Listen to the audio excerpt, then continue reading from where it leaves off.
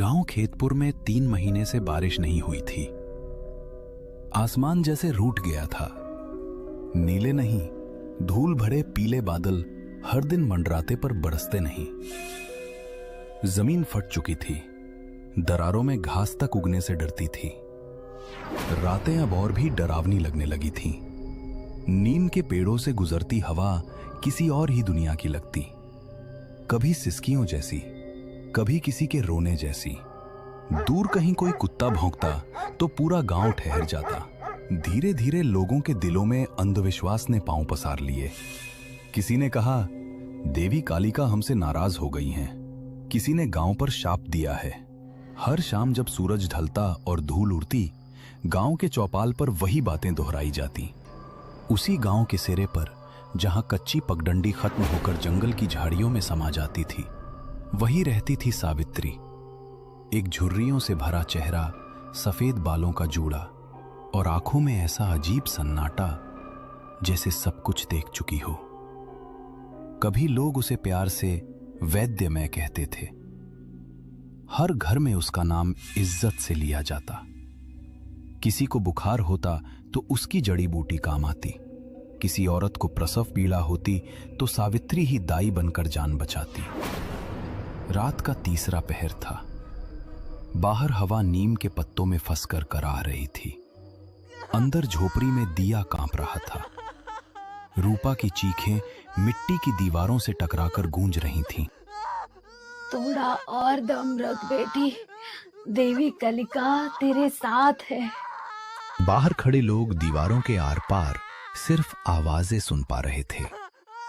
फिर एक पल आया, सब कुछ शांत हो गया। बस बच्चे की पहली रोने की आवाज गूंजी।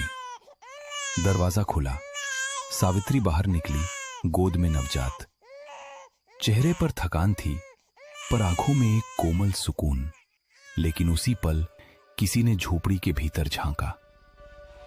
रूपा निष्प्राण पड़ी थी, आंखें खुली, होठ नीले और बिस्तर पर खून सूख चुका था।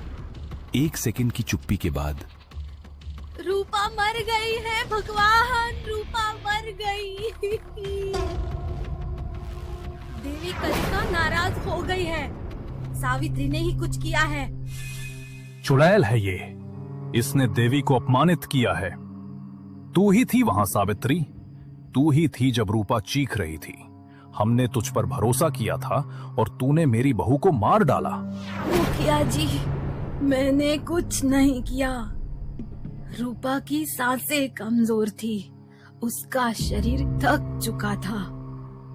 मैंने तो बस देवी का नाम लेकर उसका दर्द कम करने की कोशिश की।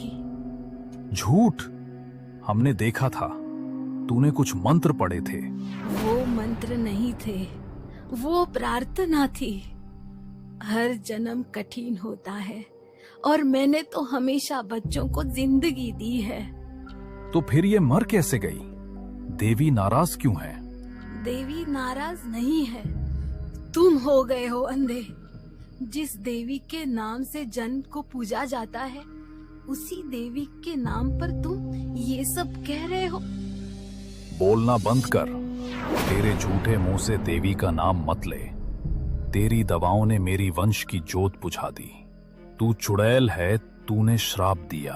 अगर मेरी दवा जहर होती तो तुम्हारे घर के बाकी बच्चे कैसे जिंदा है? मैंने तो तुम्हारी खेतों की औरतों को कितनी बार मौत से खींचकर वापस लाया है, और आज एक मौत ने मेरी पूरी जिंदगी मिटा दी। पर वैद्य में लोग कहते हैं तू जंगल में रात को जाती है, कालिका मंदिर के पास। क्यों? सुनती थी। मैं उनसे डरती नहीं, मैं उन्हें पूछती हूँ। बस, और कुछ मत बोल। तेरी पूजा ही हमारे लिए अभिशाप बन गई है। अभिशाप नहीं मुखिया जी, वरदान था, पर तुम सबने उसे आग में झोंक दिया। याद रखना, जब सच जलाया जाता है तो राख हमेशा कुछ कहती है। भीड़ हिल गई। कुछ लोग पीछे हटे, कुछ और भड़क गए। हवा तेज चली, मशाल की लौ कांपने लगी। इसे जला दो, देवी का कोप तभी शांत होगा। सावित्री ने नवजात बच्चे को जमीन पर रखा, धीरे से उसका माथा चूमा और आखिरी बार भीड़ की ओर देखा। मैंने जन्म दिया है, मौत नहीं।